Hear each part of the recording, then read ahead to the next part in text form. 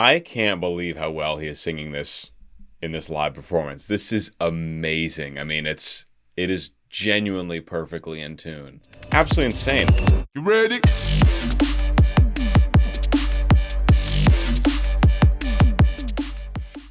Hi everyone, welcome back to the channel. My name is Peter Barber. I'm a professional singer and music producer, and today, for the first time ever on the channel, we're going to be doing a full breakdown of What I've Done by Linkin Park. This is live. I've never seen this group perform live, but I will date myself here and say I have been a huge fan of Linkin Park since the beginning, since they called themselves Linkin Park. I can't tell you how many times I've listened to Hybrid Theory, and I remember when that album dropped in 2000. Me and my buddy Cam Scott, my best friend as a kid, listened to that album all the time.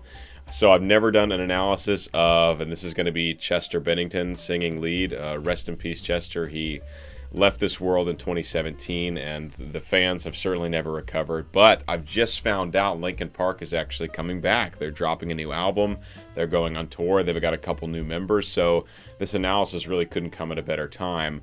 And I'm really excited to dive into it and dig into Chester's vocals. Again, I've never done a vocal analysis for him or this group on the channel, so I'm really excited. Guys, let's get into it. This is Linkin Park, What I've Done, live in 2011 in Moscow, I believe. Thank you so much.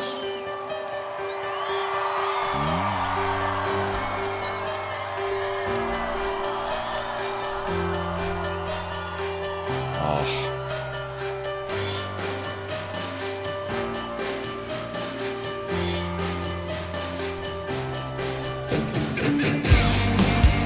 This is such an iconic piano riff to start. We're in G minor here, and that's right. This is, I think, for the Transformers Dark of the Moon premiere. Yeah, I think Dark of the Moon, one of the Transformers premieres. That's why we saw Decepticons or we saw Optimus in the background. Yeah, this is the theme song for that movie, and just this piano theme is like, I mean, something Linkin Park is so great at is writing these little riffs, these little motifs, these little themes that are so epic, and they're also somehow earworms. Usually it's one of the two. Somehow they write these like world-breaking motifs that are just complete earworms. So this is one of them. It's this piano riff, and where I stopped is when kind of the full band jumps in here.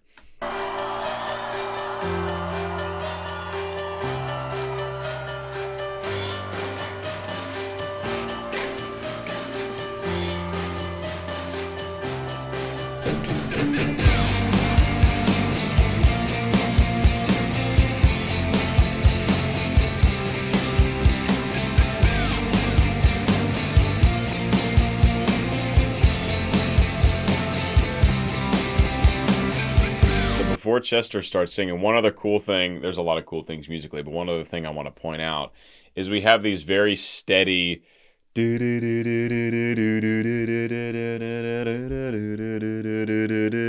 from our instruments, while the drums are not doing like a straight pattern.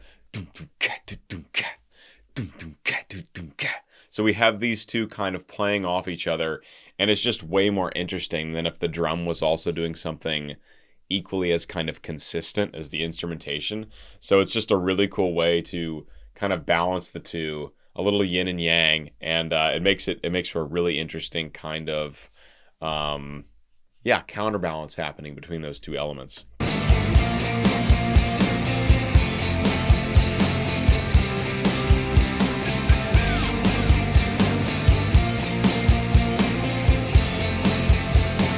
And now for Chester's vocals.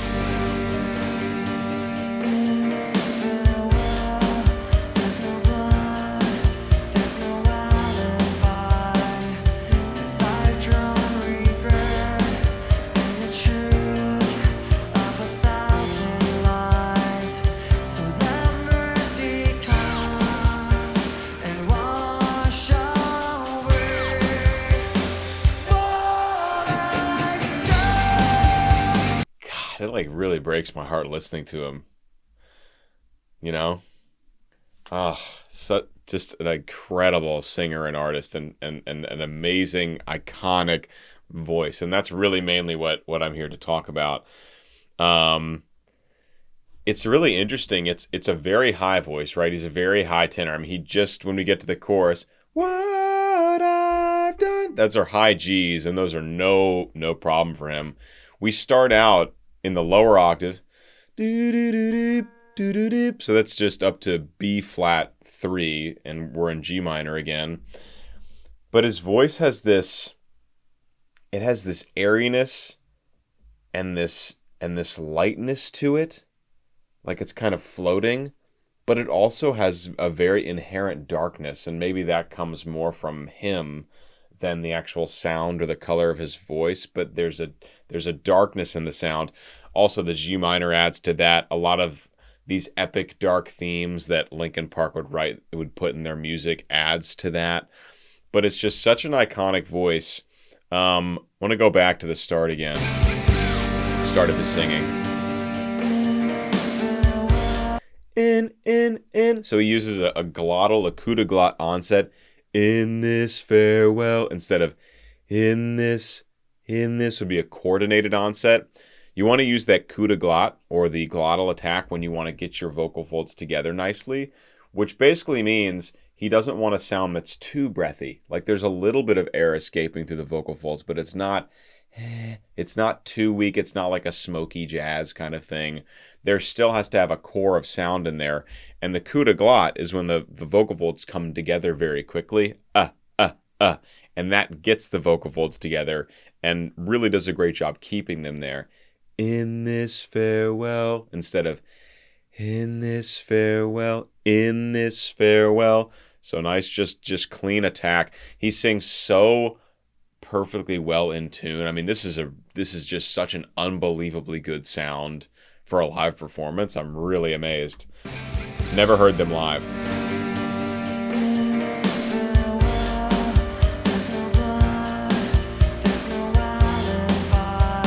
I mean, perfectly in tune. Now, he's not doing anything particularly challenging, but just with the in-ear mics are used to help so they can hear themselves and hear the band in a live performance.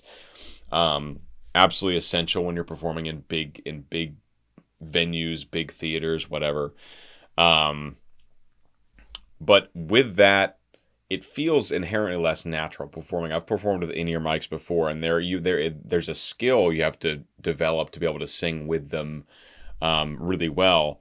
And usually in live performance, there are a lot of tuning issues with the singer. When they're dealing with in-ear mics in a big space, it's just a lot of logistical things to navigate and kind of deal with that feel unnatural to most singers. But Chester's just singing perfectly in tune. I mean, just right in the middle of the pitch.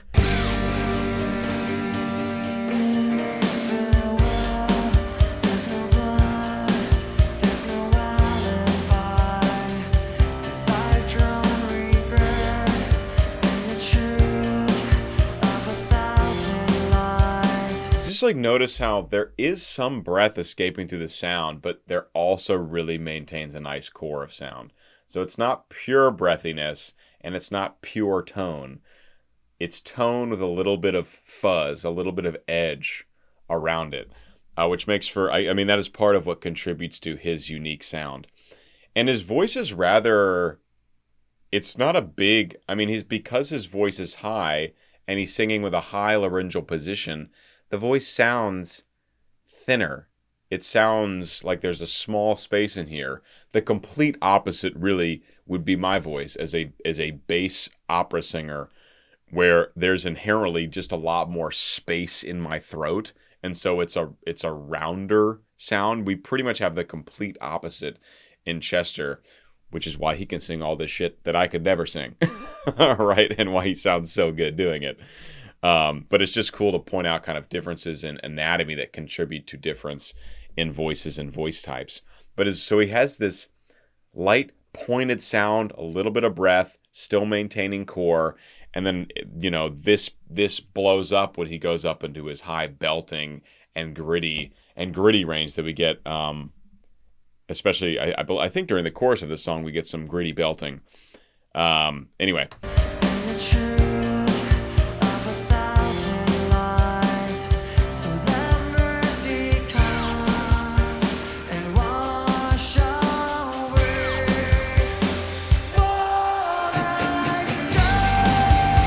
Perfectly in tune. Perfectly in tune. I want to flag one thing. Wash away. He does a nice vowel modification on away. The word's away. So that is like nice and open. Away. Wash away. But he closes that down to a much more collected position. In opera, we would call this raccogliere la bocca, meaning collect the mouth. And you do this for a bunch of different reasons I'm not going to get into. But in his case, he's got a more collected vowel to where it's a much more neutral position, keeping it more in line with maybe vowels that come before it, vowels that come after it. Maybe it helps his voice get in a good place before jumping up to the high notes. But the point is, he goes from away to away, and he really closes that vowel down. Listen to this. And you can even see it in his mouth position there. Wash away. It's like barely open, right? And wash away what I've done. I'll face myself to cross out what I become. Erase myself and let go of all I've done. Put you best. God, he is an incredible live singer. This is wild with the big sound system, the in-ear mics, just nailing it. He always takes a breath before done. Because of his vocal style, like I said, he never gets that pure tone. There's always some level of breathiness and airiness or grittiness. That means more air is literally escaping through the vocal folds when he's singing, which means he's going to have to take more breath. With a really efficient, pure tone, you can sustain a super long phrase. But the second you introduce airiness, breathiness, grittiness into the sound, you're going to have to take more breath. So he's always taking a breath before that big done on that high G. Really nice. He's intentionally adding a lot of grit on specific words. And wash away what I've done. I'll face myself. Like face is so gritty, like just straight up rock grit belt. And then the few notes after that are probably the cleanest tones we've heard from him so far. Face myself. On that D4, this is very comfortable range. This is almost like middle voice for Chester. Just a very clean sound, not gritty at all. Clean.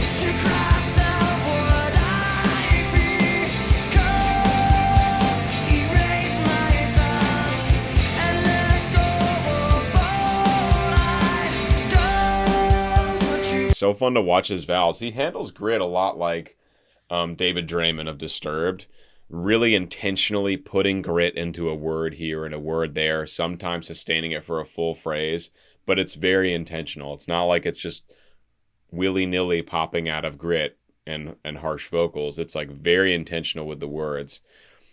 Watch his big mouth here on what I've done, and he kind of lines it back up for done, but what I've done, which just means that for Chester on that high F, a big mouth is a comfy position for him to be in, which makes sense. That means he's not covering the sound, he's not turning the sound, he's not yet to his passaggio, which means he is truly a very high tenor. Passaggio is basically means bridge. It's something we think about a lot in opera, how you navigate the passaggio. But you don't think about it usually as much in other genres. But even so, big open mouth on a high F means he's probably not dealing with that. And maybe actually, done, when he goes back up to that high G, that isn't his passaggio. And so instead of a big, open da and like changing the vowel more towards like an ah, which you'll see sometimes, he actually collects it and lines it up a little bit.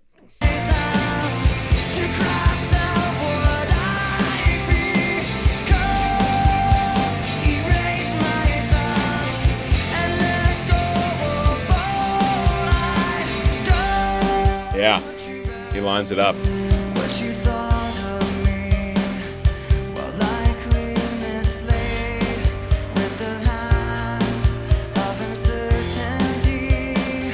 So let mercy come and wash away wonder.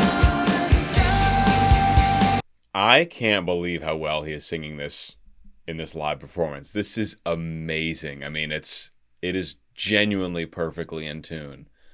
This just sounds like the studio. Like, tuning wise, just sounds like the studio. Absolutely insane. The second verse, aside from a little bit of new text, right, new lyrics, we get some slight variations in the melody. Overall, very simple, but towards this, in the latter half, he options up a little. He options up before getting into this second chorus. But otherwise, it's business as usual. He has just ever so slightly more intensity and focus in the sound compared to the first verse, which is that is a performance. That's a songwriting skill and a performance skill to, throughout this song, you want to have the intensity slowly revving up. So you go verse 1, super chill. Then you have an exciting first chorus. Verse 2 comes down from the first chorus, but is more intense than the first verse. Second chorus, more intense than the first chorus. Then you have a big down section, usually a bridge, and then a monstrous third chorus that might repeat. That's like a pretty standard layout. And so that's what we're seeing here is a little bit more intense singing in the second verse with some higher notes, right? Optioning for higher notes, which inherently increases the intensity of the vocal production. And then we're going to get into the second chorus and we'll see what happens. But, yeah, we are following a very good path for a rock song, a pop song, to keep it interesting, to keep it flowing, keep the intensity gradually going up, to keep the listener in there, right? Well, likely mislaid with the hands of uncertainty. So let mercy come and wash away wonder. I'll face myself. So he took a big breath this time before what I've done, and he cuts off the previous note a little sooner, then takes a big breath and actually does carry all the way through what I've done, instead of taking a breath before done, like he's done the last few times. And wash away Big breath. I'll face myself to cross out what I become, erase myself and let go of all. Literally jumping around stage and still singing like it doesn't sound like he's moving at all. It's like he's in the studio just ripping it. This is crazy. He's so good. Oh my God. He was so good.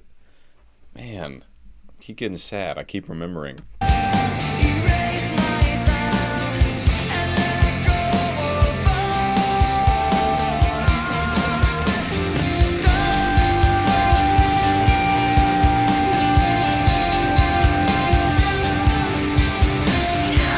I mean, just a huge, beautiful, sustained high G belt.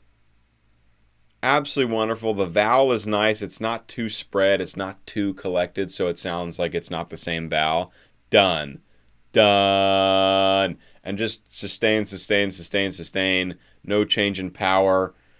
Just wonderful. Well supported.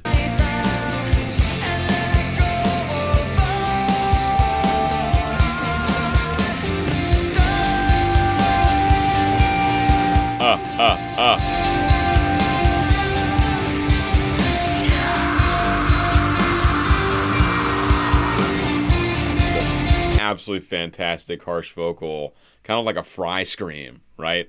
There's so much grit and there's so much air coming through. So that's a very tough thing to sustain for a long time because there's inherently so much air. That's what creates all that high noise, right? That's what creates all that noise. And it's what creates a lot of the intensity in the sound. Now, what's interesting about fry screams and airy, really airy, harsh vocals, is IRL, if you were actually there in an acoustic setting, so no amplification, they're not very loud. They're actually rather quiet. They just sound intense because of all the airiness and that kind of shit. In a studio, you can make it sound like the biggest sound in the world. In an arena with a big amplification system, you can make it sound monstrous, Transformers level, right? But in real life, the decibel volume is actually not very loud. It's a very intense but not super loud sound, which is really interesting.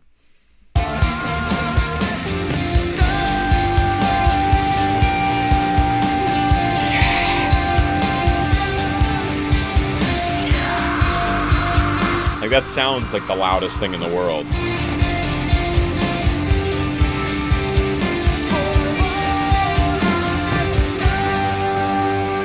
I know I've heard Chester had a lot of vocal training, like very diligently trained his voice, and you can really tell this by how intentional. Now maybe this comes from watching and analyzing singers and performing professionally for thousands of hours or whatever, but you can tell he's being intentional with the mouth shapes. You can tell he's really figured out what works best for him singing this song, and that comes to slight vowel modification, slightly bigger vowels, slightly more closed vowels depending on what he's singing. But you can tell with Chester, he has spent time figuring it out. And beyond just performing the song a lot, because you can dial it in pretty well if you're just performing all the time, but in a performance setting, you don't have time to sing a phrase, sing one pitch and say, that didn't really work. I'm going to go back and try something else to see if that works better. You only get that in the practice room, working with a vocal coach, working with a voice teacher. You don't get that in live performance. Like if I went out and just performed entire operatic roles and was just hoping to remember, oh yeah, that one F sharp 2 hours ago in Act 2 wasn't quite right. Let me go back tomorrow night for the show and fix it. No. You figure out how to sing that F sharp perfectly in the practice room by singing it 100 times in a row, right? Till you bring it into your body. So you can just tell he's very intentional with the way he's singing everything.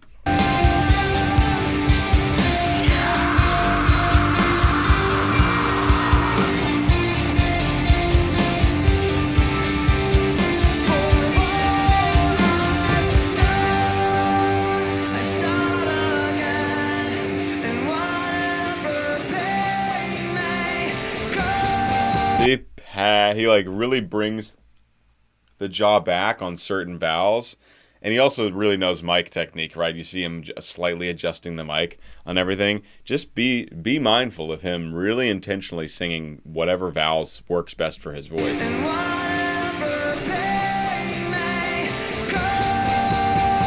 For example, pain. You could sing pain naturally, pain. You could sing pain with a more closed E. You could sing pain, which is kind of what he does. The tongue has a lot to do with vowel. Like I can sing E, A, We do that a lot in opera. Keep the mouth shape, keep the laryngeal position. You just change the tongue. The tongue does a lot of the work. Super athletic, the tongue. And so there are a bunch of ways to sing each vowel. You can sing each vowel in most mouth positions. It's just about figuring out what combination of these things works best for you.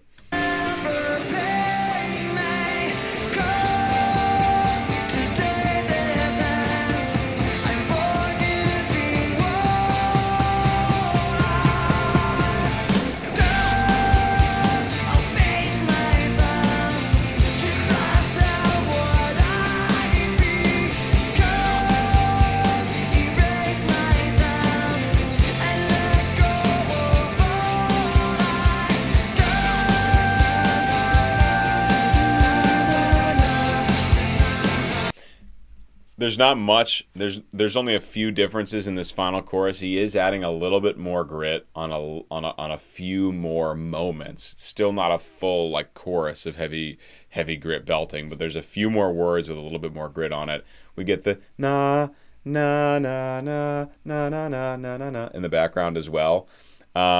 Which both of those things, even though it's slight, add a little bit of intensity and excitement to this final chorus.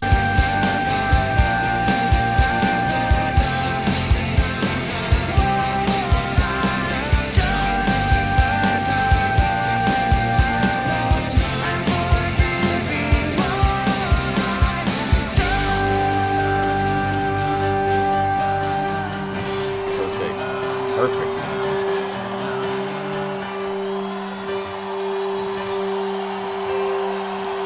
I love Linkin Park too. Oh my god, look at those cameras. Alright, you guys. Can you see those cameras? Wait a second. Look at this 2011. Forgot the camcorder, dude. Forgot the tape deck. Wow, this was absolutely fantastic. I had heard they really performed well live in Chester especially, and he absolutely did. This was really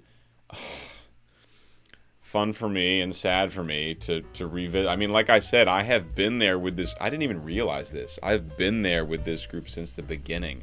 I would say Hybrid Theory is one of my most listened to albums all time in my entire listening history. It's absolutely evergreen and fantastic, and Chester was just an amazing singer, amazing performer. It was really cool to watch him be so intentional and planned and being very calculated with his singing while still giving a great performance. That's part of it. You can't be so rigid that it seems robotic up there. He's still running around, he's interacting with the band, he's jumping on the speakers, but still he's got the performance practice baked into his system so that he can do those things and still sing well. Really amazing. Guys, I would love to do more Linkin Park, for real. So any other suggestions you have, leave them in the comments, and I will gladly adhere to the most popular suggestions. If I enhanced your Linkin Park experience, if I helped you gain appreciation for the musicianship, especially the vocals that Chester brings, please do consider joining my Patreon community. That's the best way to support me. We would love to have you over there in the Discord server, hanging out, interacting every day. If you'd like to make a one-time contribution, you can use Buy Me a Coffee. And as well, check out all my wonderful affiliate links in the description below. There's some great stuff. Voice lessons, custom jerseys, great stuff like that. And I will see you guys in the next Linkin Park video. Peace.